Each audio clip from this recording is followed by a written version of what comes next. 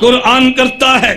ابھی چند دن قبل ایک شخص کا مجھے سعودی عرب سے فون آیا کہ جی میں کئی دنوں سے آپ کا فون تلاش کر رہا تھا، ٹرائی کر رہا تھا، نمبر نہیں لگ رہا، میں بہت پریشان ہوں۔ میں نے کہا پریشانی اس وقت تک جب تک انسان کا رابطہ ڈاکٹر سے نہ ہو، جب ہو گیا اب تیری پریشانی نہیں ہے۔ میں نے کہا ٹینشن بتا، کہتے جی بڑی پریشانی ہے۔ میں نے کہا بتاؤ، کہتے حاجی امداد اللہ مہاجر مکی کون ہے؟ میں نے کہا دیوبند کے پیر ہیں، ولیوں کا ولی ہے، سید الطائفہ ہے۔ میں ڈنکے کی چوٹ کے تو مجھے کوئی جھجک نہیں ہے، میرے پیروں کا پیر ہے، دیوبند کے سر کا تاج ہے، سید الطائفہ ہے۔ کیا جی حاجی امداد اللہ مہاجر مکی نے فلاں کتاب میں اللہ کے نبی کو لکھا ہے رحم کن، اے نبی رحم فرما۔ میں نے کہا پھر کیا ہوا؟ کہ یہ تو شرک ہے۔ میں نے کہا شرک کیوں ہے؟ کہتے حضور سے کہتے ہیں رحم کر۔ میں نے کہا انہوں نے لکھا قرآن کریم کو پڑھ، قرآن کریم میں ہے لقد جاءکم رسول من انفسکم عزیز علیہ ما عنتم حریص علیکم بالمؤمنین رؤوف الرحیم۔ قرآن نے رحیم کہا ہے، رحم کرنا نہیں ہے تو رحیم کیسے؟ رحیم ہے تو رحم کریں گے بھی۔ او جی وہ تو خدا کرتا ہے۔ میں نے کہا خدا کا اور ہے، نبی کا اور ہے۔ لفظ ایک ہی ہوتا ہے، مفہوم میں فرق پڑ جاتا ہے۔ ہم کہتے ہیں اللہ پاک ہے، کیا کہتے ہیں؟ اللہ، نبی، صحابہ، فرق ہے۔ لفظ ایک ہی ہے، اللہ پاک، نبی پاک، صحابہ، معنی میں فرق ہے۔ جب ہم کہیں اللہ پاک ہے، اس کا معنی مخلوق کی صفت کھانا، خدا پاک، مخلوق کی صفت پینا، خدا پاک، مخلوق کی صفت اولاد جنہ، خدا پاک۔ جب ہم نے کہا نبی پاک ہے، اس کا معنی یہ نہیں ہے نبی کھاتے نہیں، کھاتے ہیں، حرام کھانے سے پاک، اس کا معنی یہ نہیں پیتے نہیں، پیتے ہیں، حرام پینے سے پاک، اس کا معنی یہ نہیں کہ صاحب اولاد نہیں ہے، صاحب اولاد ہیں لیکن حرام اولاد سے پاک۔ پیغمبر خود بھی حلال، نبی کی اولاد بھی حلال۔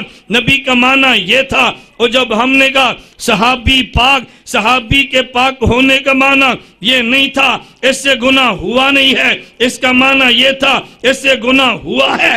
نبی پاک، اس کا معنی یہ تھا اس سے خدا نے گناہ ہونے دیا نہیں ہے۔ صحابی پاک، اس کا معنی یہ ہے گناہ ہوا ہے، خدا نے اس کے نامہ اعمال میں رہنے دیا نہیں ہے۔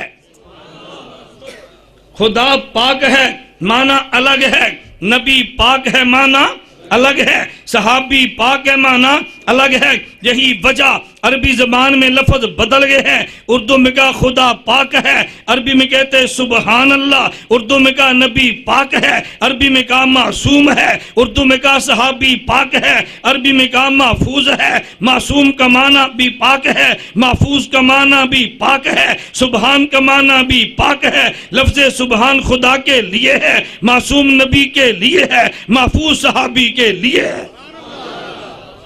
لفظ ایک ہی ہوتا ہے، معنی بدل جاتا ہے نا۔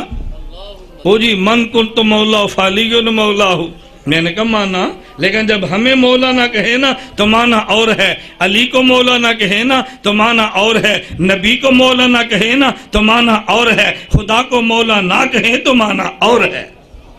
لفظ ایک ہوتا ہے، معنی بدلتے ہیں۔ لفظ ایک ہی ہوتا ہے، نسبتیں بدلتی ہے، معنی بدلتا ہے۔ مجھے بتاؤ، میں آپ سے کہوں یار مجھے 10 دن ہو گئے میں گھر سے باہر ہوں، مجھے اپنی بیٹی بہت یاد آ رہی ہے، آپ میں سے بعضوں کی آنکھوں سے آنسو گر جائیں گے کہ دیکھو کتنی بڑی قربانی ہے، چھوٹی سی بچی ہے، مولانا صاحب باہر پھر رہے ہیں، ایسے ہوگا یا نہیں؟ میں کہتا ہوں 10 دن گزر گئے میں نے اپنی ماں کو دیکھا نہیں ہے، مجھے ماں بڑی یاد آ رہی ہے۔ آپ میں سے کئی پریشان ہو جائیں گے، یار دیکھو ماں کے دل کو دیکھنے کو دل کرتا ہے، مولانا صاحب نہیں دیکھے۔ میں کہتا ہوں 10 دن گزر گئے مجھے بیوی بہت یاد آ رہی ہے، دیکھو آپ ہنسنا شروع ہو گئے۔ لفظ تو ایک ہی نہیں، یاد آ رہی ہے۔ ماں کے لیے کہا تو معنی اور تھا، بیٹی کے لیے کہا تو معنی اور ہے، بہن کے لیے کہا تو معنی اور ہے، بیگم کے لیے کہا تو معنی اور ہے، رحیم خدا ہے تو معنی اور ہے، نبی رحیم تو معنی اور ہے۔ یہ نہ کہ رحیم نہیں، رحیم ہے، معنی اور ہے۔ توجہ سے بات سمجھیں، چلیں ذوق تازہ میں جملہ کہتا ہوں۔